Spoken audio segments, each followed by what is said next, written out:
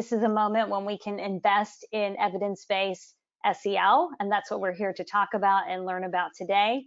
We're going to explore 3 key ideas for both the immediate, the 20% of these investments that are being strategically thought through to mitigate learning loss right now, and the 80% of funds that are being invested through a multi-year approach and opportunity to design, and in some cases redesign, systems for SEL as a key contributor to our interconnected global community.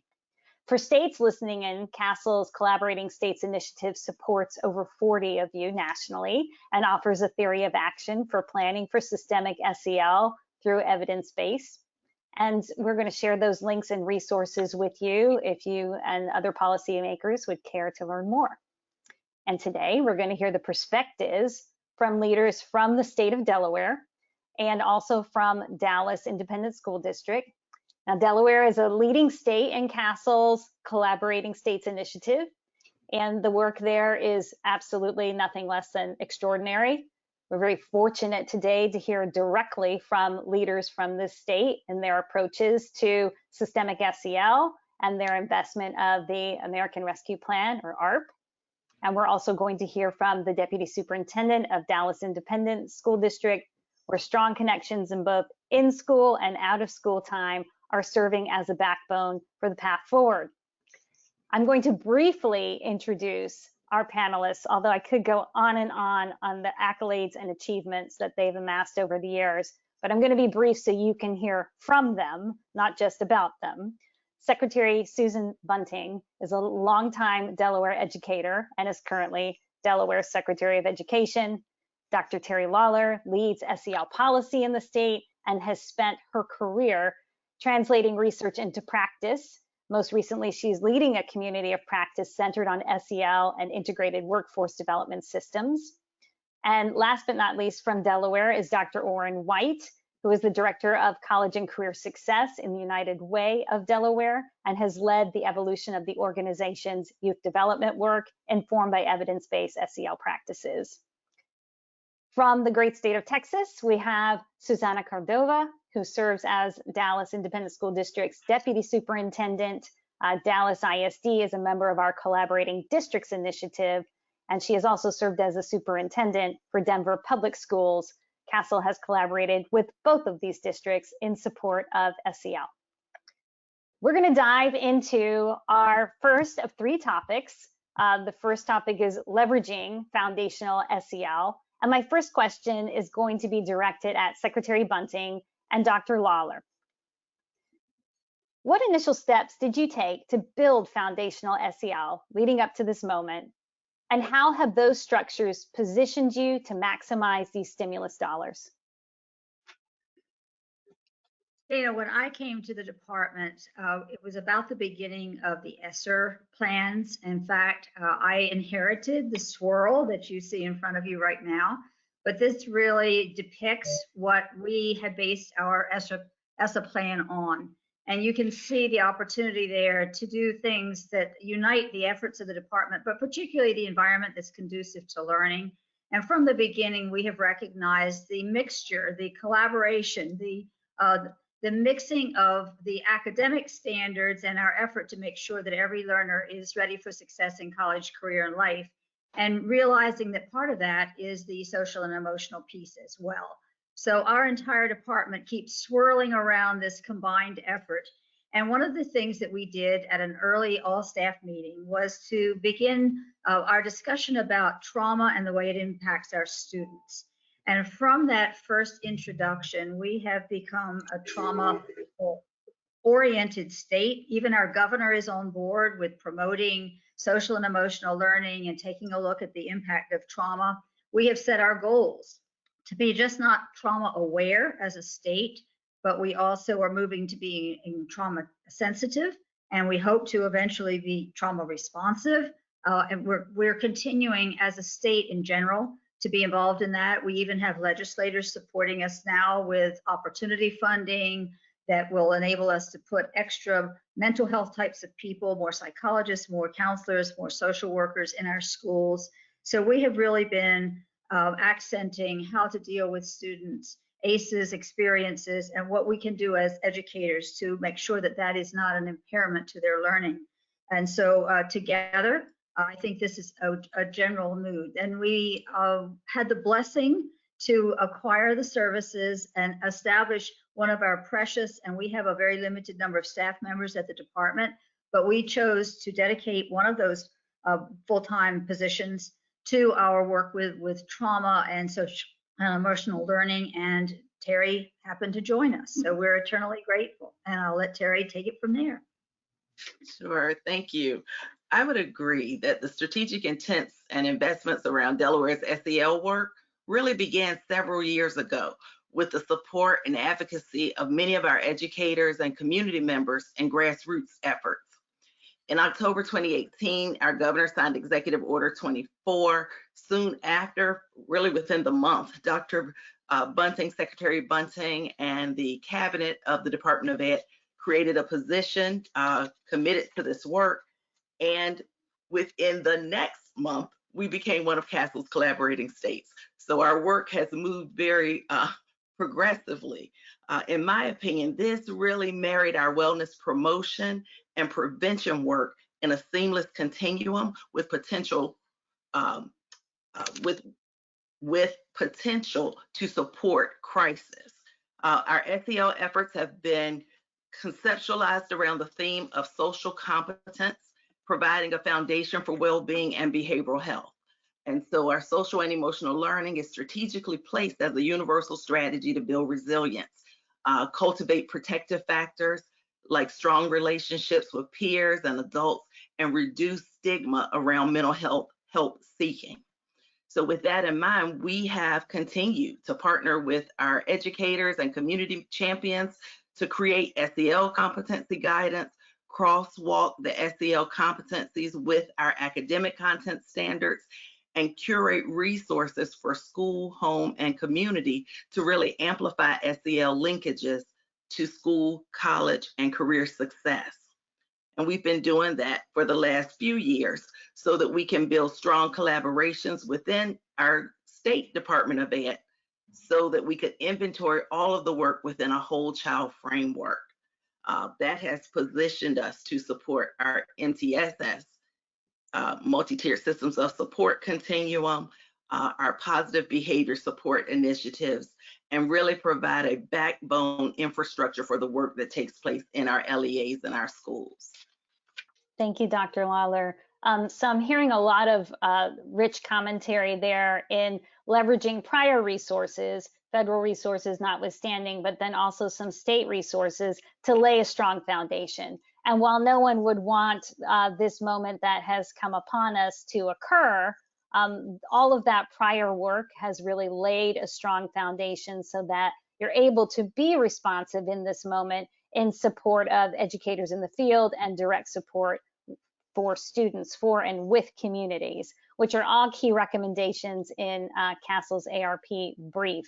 Another area that we see nationally that has laid a strong foundation leading up to this moment is in Dallas Independent School District.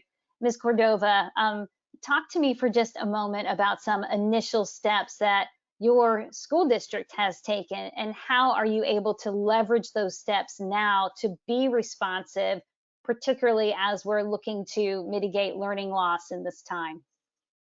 Well, I feel like we were very fortunate here in Dallas ISD to have been focused on social emotional learning prior to the pandemic.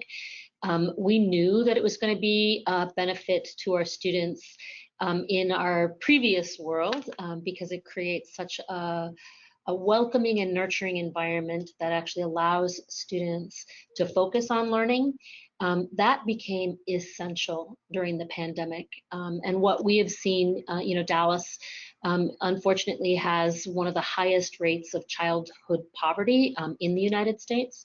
And what we have seen is that our communities in many areas have been devastated by COVID. And the ability to offer in classroom instruction, many of our elementary schools have large number of our students coming in person. We also have lots of our students who continue to learn remotely. Having those foundational SEL practices built into the work that we do has been critically important. We know that many of our students have suffered losses.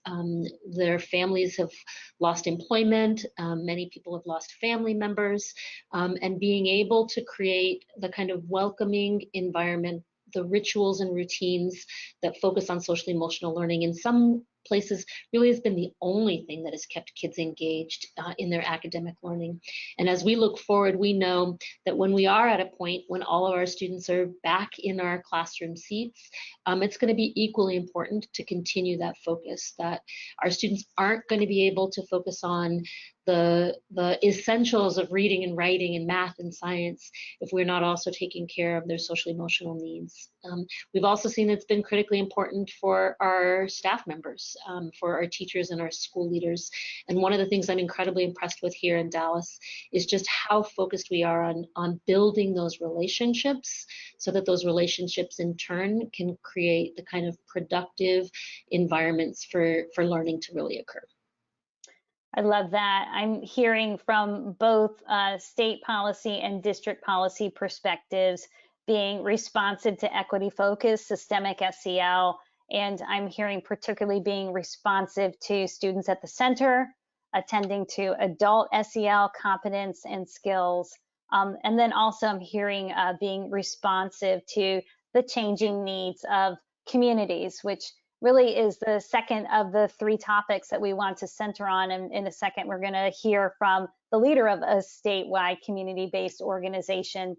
But we all know that ARP really prioritizes evidence-based practices and community-based partnerships to address these changing needs. So in our second of three topics, we want to think very carefully about how these resources can be leveraged for some interconnectedness in a deeper way and in an authentic way with community networks. So as a leader of a statewide community-based organization, Dr. White, can you tell me how you are dialing into other CBOs at the local level and leveraging other networks to help understand the needs of students and caregivers with responsive SEL? Absolutely. It's a privilege and an honor to be here with you all today, and I'm very excited to be joined by my esteemed panelists. Thank you guys so much for the opportunity. When we consider prioritizing SEL through partnerships, at United Way of Delaware, we believe that community-based organizations cannot just be a part or a thought, but they must be an integrated part of the solution. Simply put, at United Way of Delaware, we believe that too many children and too many families live in poverty, and far too many families and children are existing in crisis. So we are working uniquely to amplify individual, corporate, and partner resources where we are driving social change through collective impact. That includes a common agenda, that includes shared measurements, that includes mutually reinforcing activities, continuous communication, and most importantly, a backbone support organization. But ensuring that we are calling it out, that we know that the ARP funds is going to be focused on first equity, but also on access. And we know that equity is not the same as equality. It's about making sure that all students, with an emphasis on all, have equal access to high quality education is indeed our goal. But the truth remains that some students need more assistance to access that education. Given students who come to school who are lagging academically because of factors that are outside of the school's capacity, those same resources as students who are on target will not help us to close the overarching opportunity gap. We know that school districts will need to be ready to provide these vulnerable students to defend, with the resources that they need and bravely defend those choices to do so. So some of those major questions that we're asking, Dana, is around how do we connect and interconnect? What can community-based organizations do in this space, and what are they doing well? How can they provide additional capacity to state leaders in districts for which to support more students in expanding their career and their life goals, as well as supporting the development of critical employability skills to be successful learners and successfully matriculate in the post-secondary and also into the workforce. So it can't be a thought, essentially, when we think about our community-based organizations. They have to be an integrated and thoughtfully embedded part of the solution. And to future cast a bit, we know know that states are currently developing their plans for accelerating student learning, and that they're developing multi-tiered systems of support, and they're examining these potential partnerships to address not only those critical academic needs, as my panelists have already underscored, but those critical social and emotional needs and competencies, which include efforts to intentionally provide more learning time during or after school. We feel, in closing, that a lot of our employers are looking today for what they're calling deep human skills in the future of their workforce. But we recognize those skills as advanced social and emotional learning skills. It's about helping youth to make those critical linkages between their developed skills and their talents, helping those young people to identify how that skill and that talent aligns to competencies that will eventually put them in a better position to engage in the world of work. Well said, Dr. White. I very much appreciate how you illustrated workforce within those comments, as well as we see that is authorizing language within the legislation. And as we heard from Secretary Bunting, working in coordination with a multi-agency approach is one of the many opportunities that we're seeing through the American Rescue Plan. Dr. Lawler, I just want to circle back to something that Dr. White said relative to a common agenda. So Dr. White has worked with your team on developing a common agenda and responding with learning pods, with evidence-based high-quality SEL programming. How did the two of you coordinate on that work, and what might other policymakers learn from that so that they are coordinating well with their community-based organizations? Sure. What's really interesting, what I hear are critical linkages, okay? And what we've known for some time, Jamie Bomer said it best, schools can't do it alone. And so the reality is we need those critical linkages so that our schools can be can wrap supports around students, but also be the community hubs of support. I think that they are positioned to be in moments like this. What's really amazing is that SAMHSA's definition for resilience talks about nets and having those interconnected nets and webs of support. The very same level, that very same level of support that we want to wrap around students, we need to wrap around our communities. And that requires linkages with our schools and community partners to get that work done. So these are relationships that have long been established. And we really maximize this moment of crisis to bring to bear the necessary supports that were needed at this time to be that strength where in times of weakness for families looking for learning opportunities from our learning pods, or support with childcare for young people because their parents needed to get to work. Our community members have really stepped up to join us in being that net for children and youth. And what's been really unique, I think, in Delaware is that we have expanded our professional learning from our educators to also include out of school time community partners, so that we are all operating from that same level of strength in order to support children in their development. I'm looking forward to a little bit later talking about supporting adult capacity building, and Delaware is the poster child for that.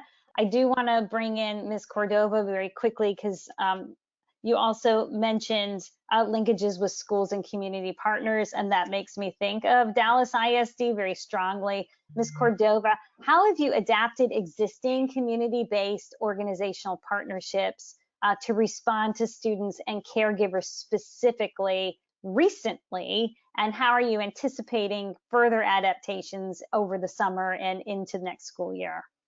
Yeah, no, thank you. And as I was just listening to that, I couldn't help but think of all of the similarities to the work that we're engaged in here in Dallas. You know, we know that this is an unprecedented time for all of our students.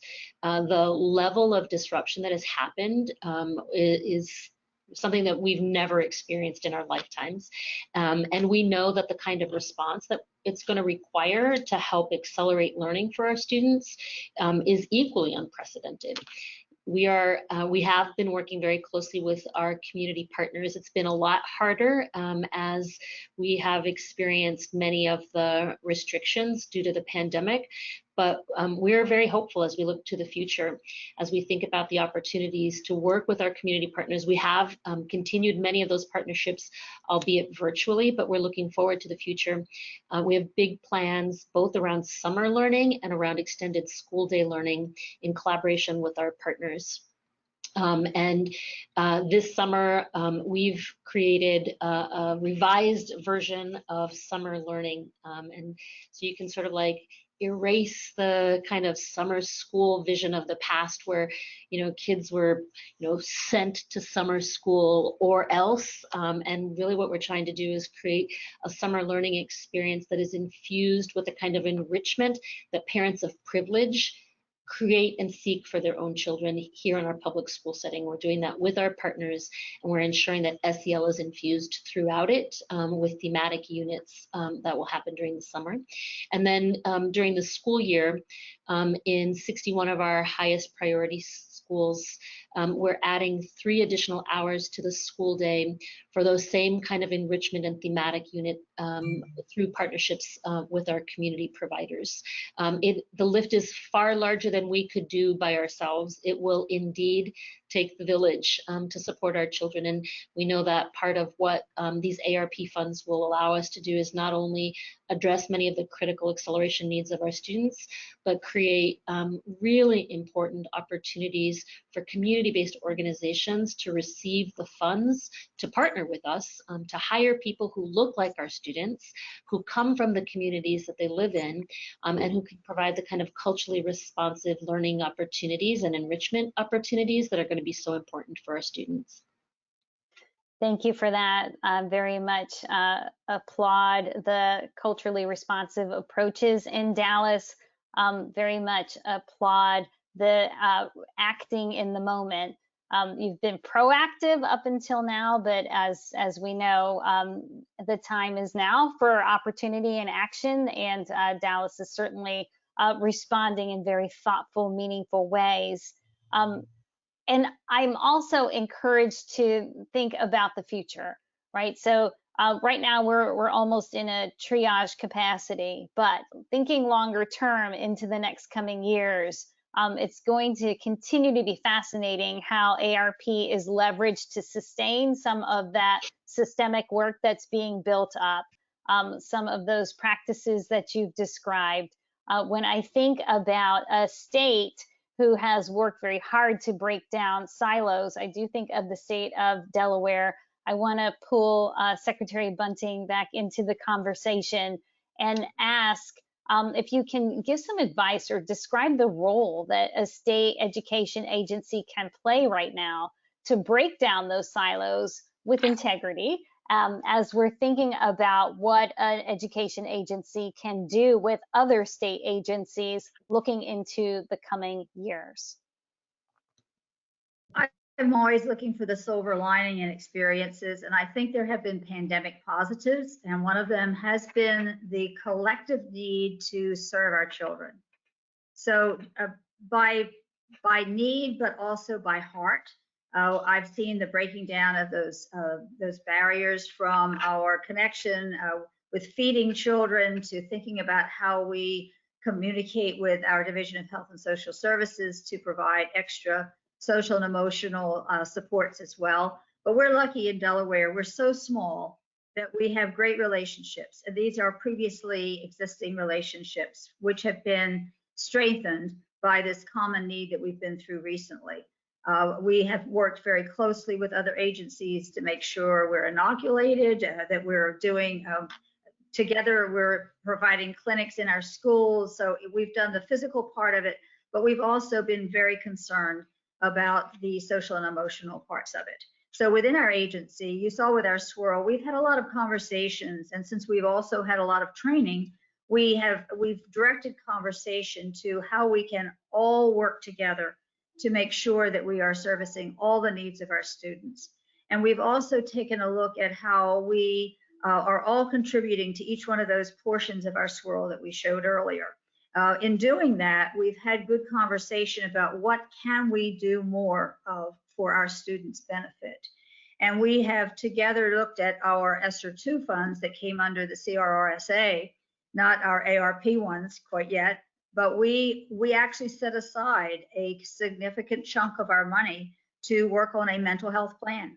And we all agreed to do that because it reflects our collective desire to better serve our students. So we have recognized the interconnectivity of what we all could be doing, and we made sure that that was in our CRRSA, our ESSER 2, as we call it, monies. Moving forward to our ARP monies, we actually have right now 3 questions out on the street, and we're reaching out to every group that we work with, every committee that we appear before, to ask, how do you think this COVID experience has affected our children? Both academically and SEL wise. And then what are your suggestions for our servicing those needs with our new monies that have just come in? And thirdly, how do we work with community organizations, with our public, with other agencies to make sure that we're successful in doing that? So we actually today will close down that website and take a look at all the contributions from our public to see how we would like to craft our plan to better serve the needs of our students moving forward with our ARP monies. So even in our planning phase for this 3rd round of stimulus funding, we're looking at that collective use, gathering the ideas, making sure that we are really engaging others in what it is that we're going to be doing with those funds.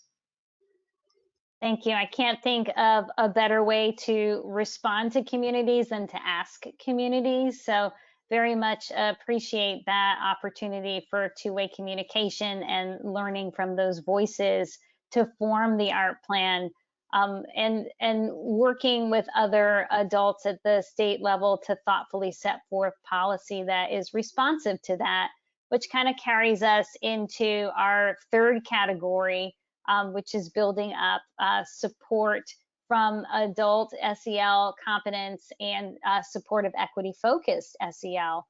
So Dr. Bunting, since you've had the floor already, in Delaware, the SEL leadership team and statewide plan, as you well know, is housed within the Office of Equity and Inclusion and Innovation. They provide culturally competent professional learning and are hosting multiple communities of practice to integrate trauma-informed SEL, equity practices, as well as laying the foundation for SEL-informed workforce preparation. So that's a big mantle. All of these elements are represented in ARP, and they serve to build up adult SEL competence. How has the state prioritized these resources in support of this specific goal? In many ways, but I think the first one that shows our dedication to this effort is the fact that we did create that team. That was not a team that was in existence 2 or 3 years ago, and we have, as I mentioned, a limited number of full staff positions, and we chose to put actually 5 of them into this team effort. So that has minimized some of our other efforts, but we so believed in the power of what this could do to help all of us in the department and throughout the state that we invested in that. And I personally meet with that team on a bi-weekly basis, and I directly supervise the leader of that team. So the communication is rich and frequent, and we look at what it is that we can be doing to address, as I said, the needs of our children. We are shifting resources from other members of our DOE team to make sure that there are some funding lines for the work that they do, but we're also encouraging the partnership with our student support team, our academic support team, our educator support team, because we see the interconnectedness of all that can be done. And so now that we have the extra funding from the stimulus funds, we're really able to promote some of their ideas. And Terry's been an invaluable member of that team. So she may want to add to the resource piece. Well, I think what's also really unique is that for sustainability's sake, while we do have the Office of Equity and Innovation, we collaborate across the entire department.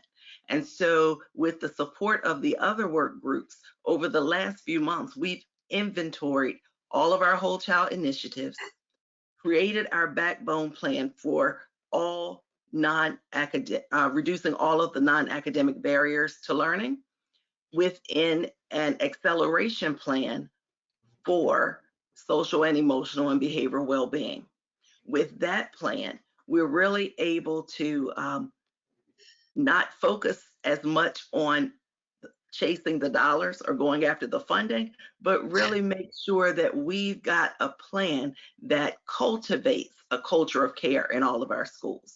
And so we are collaborating with all of the work groups and as much as possible, moving together into a place where we're all responsible for creating equitable and just schools. We're using our mindfulness-based stress reduction strategies within the department as well as in our LEAs to make sure that our adults are practicing self-care and are regulated and able to co-regulate with students.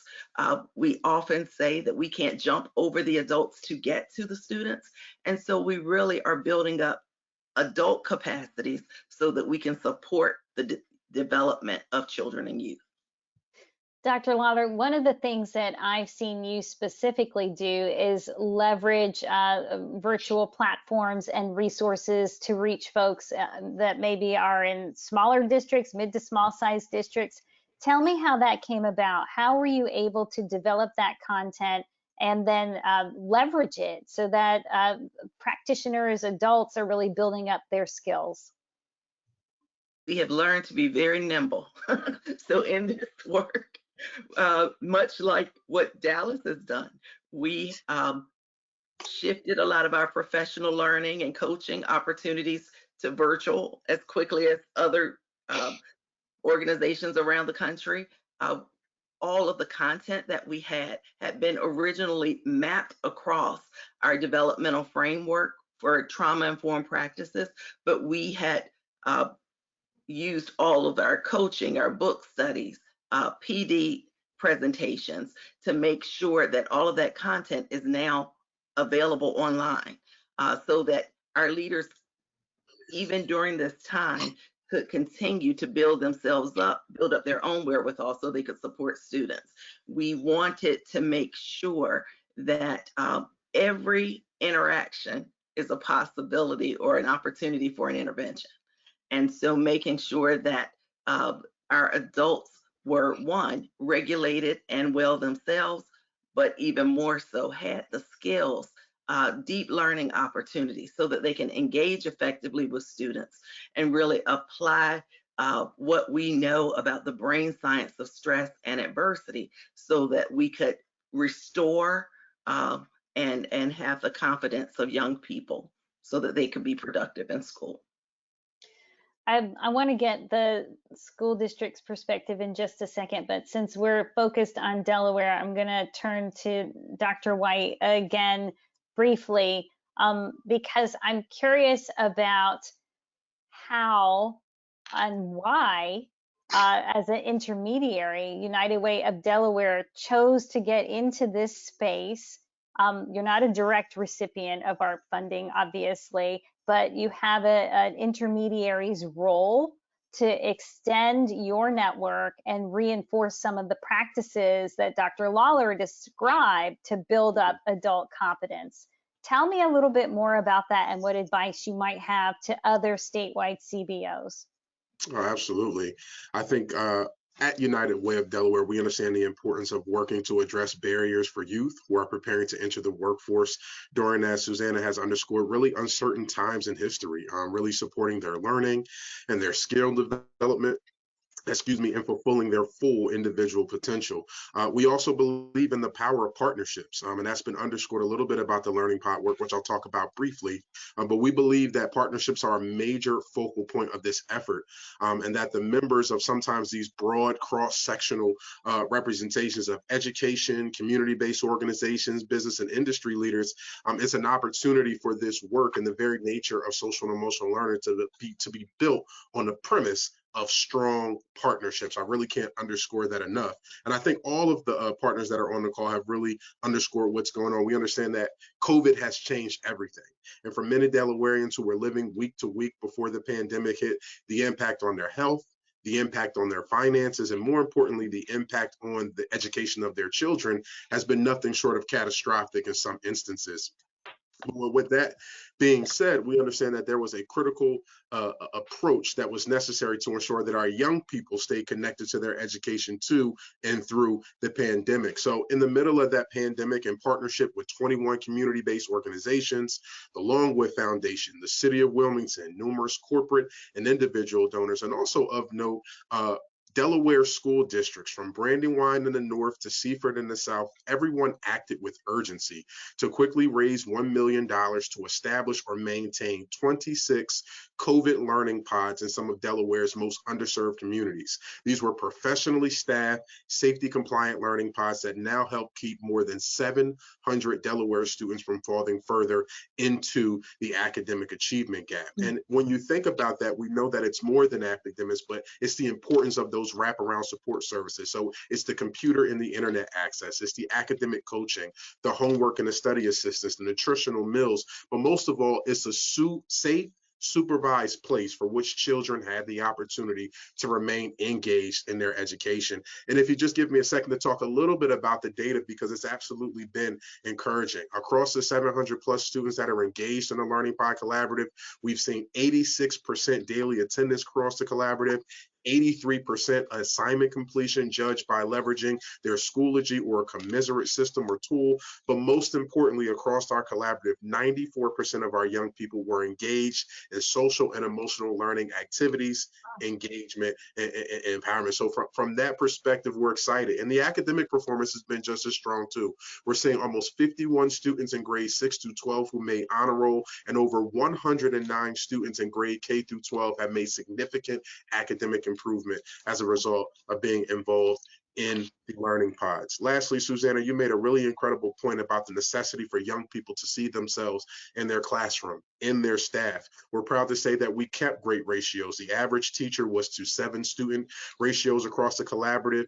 57% of the staff that resided and served in these learning pods actually lived in the communities that they served, and 40% of the administrators resided in the communities that they serve. So the connection as it relates to young people seeing themselves, but also understand the role that community-based organizations can play, and not only advancing academic pursuits, but those social and emotional learning pursuits was well on display. And we believe that the infrastructure is here, the staffing is here, a multi-organizational platform is in place that we can continue to invest in, leveraging funds like the ARP funds that are currently on the horizon.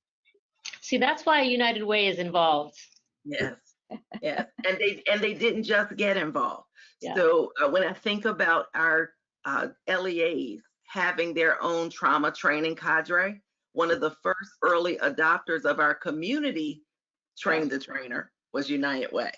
And so we have community trainers who make sure that that same content about how to create safe and supportive environments for students, you know, whether it's in an out of school time opportunity or even a community center, you know, they were at the table making that happen and extending the work out to other organizations.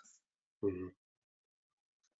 Excellent. Appreciate that. Like Delaware, Dallas also is taking a multi-pronged approach and has a very diverse constituency. Ms. Cordova, what steps are you taking to build up cross-cultural relationships and close opportunity gaps with these new federal investments? Yeah, so we are deeply investing in the relationships that we have with our community partners, and frankly, really looking to make sure that those community partners come from the communities where our students live.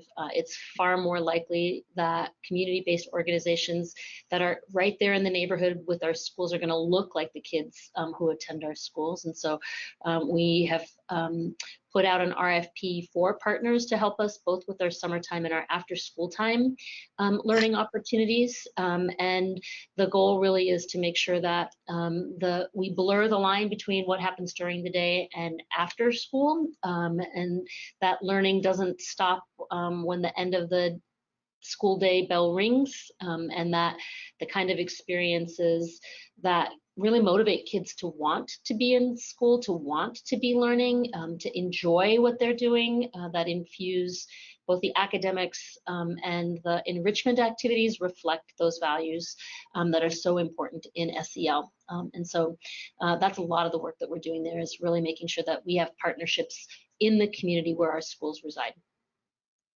Excellent. We're coming a little close on time, but I do want to ask a general question, and then let's think through some key takeaways before our closing.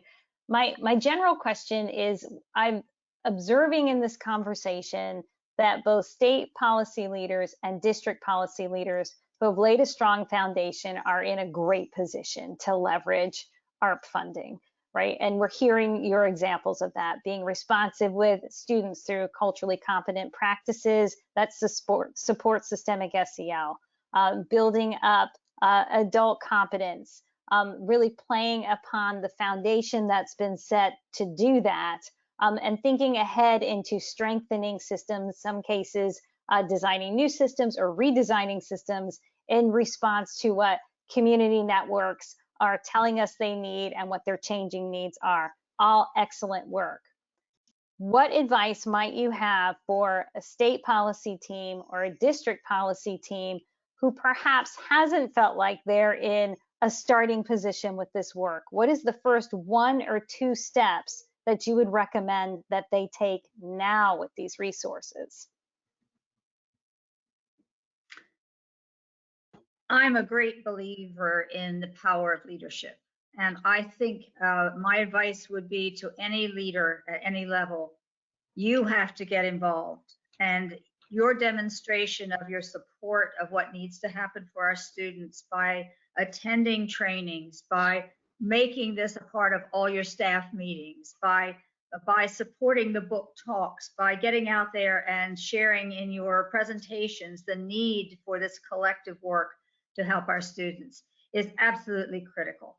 And it has to happen. We have been blessed in Delaware again by having only 19 school districts, and we have 23 charters, but we're able to communicate with those leaders too. So we can network this belief and this support and make it happen that we train. And I think that has undergirded our efforts in the state of Delaware.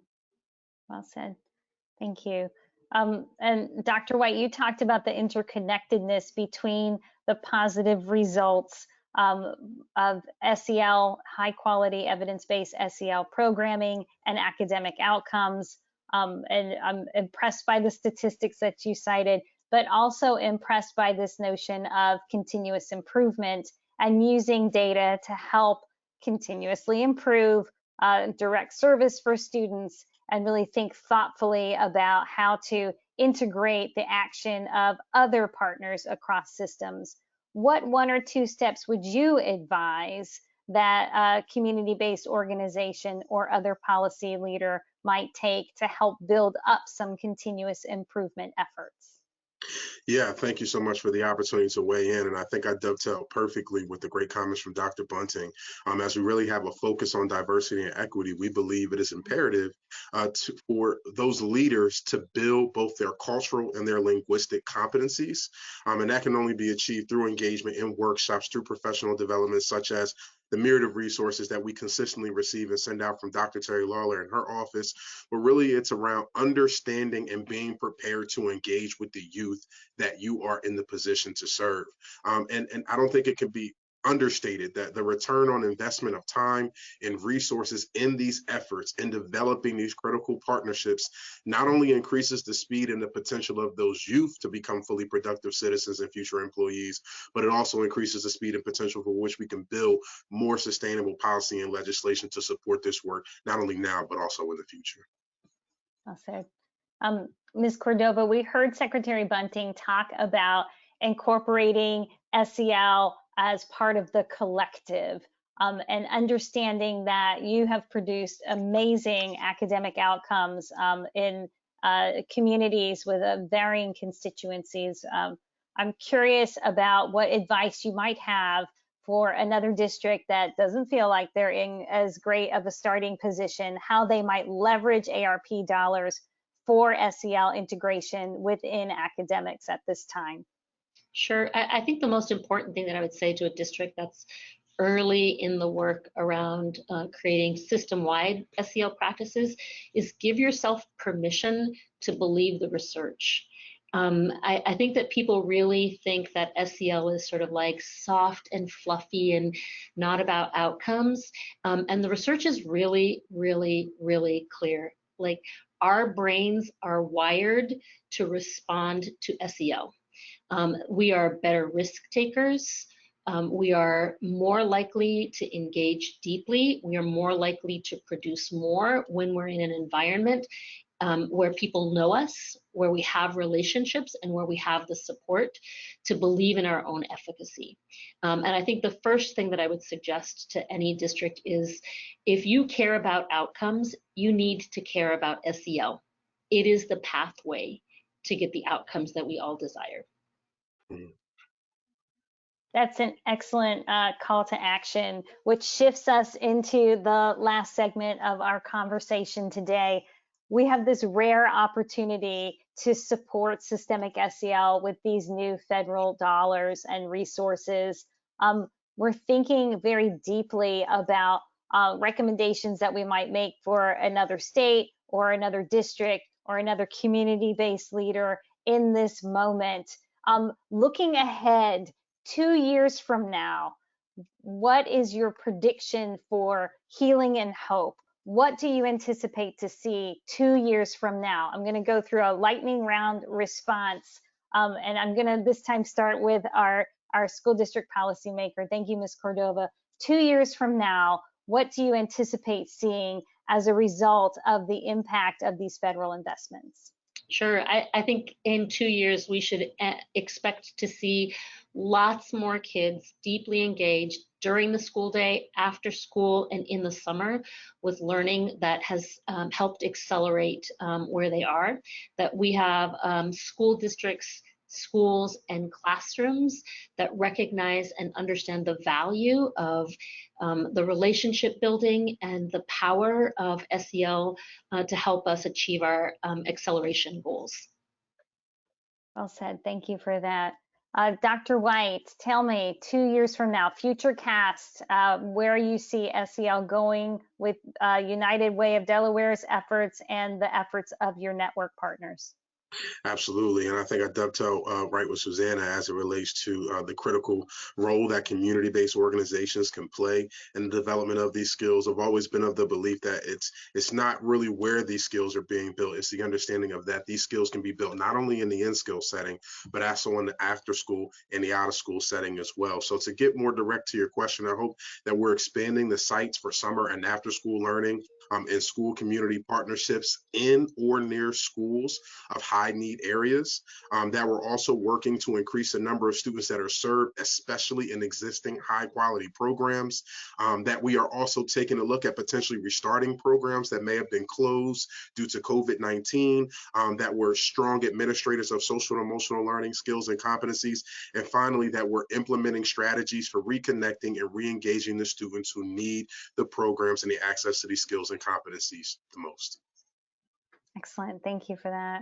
And I love this notion of blurring some of those lines that we've heard discussed between in school and after school, and blurring the lines through communities of practice. Dr. Lawler, 2 years from now, through your community of practice work that builds up adult SEL competence, what do you hope to see for systemic SEL in your state? I hope to see strong, regulated adults who are supporting strong, regulated students, that there are relationships and routines that cultivate not only mental health literacy and awareness of the power of SEL to transform well-being, but also that we're able to have interconnected systems between all of our work to reduce those non-academic barriers that allow students to reach out to adults who care about them when they need it, that they've got lots of protective factors and can identify folks in their homes and communities who can really support their passions to live purposeful lives and be productive in whatever they choose to do. We're going to retain a stronger workforce in the midst of this work, but we're also going to create stronger, more resilient students and communities. And that, I think, is the power of SEL. Thank you for that. Definitely appreciate the comments that have come out about the workforce and about the instructional workforce being very reflective of the community of learners that they are serving. I think there's a lot of opportunity to continue to involve our higher ed partners, which is probably another webinar for the future.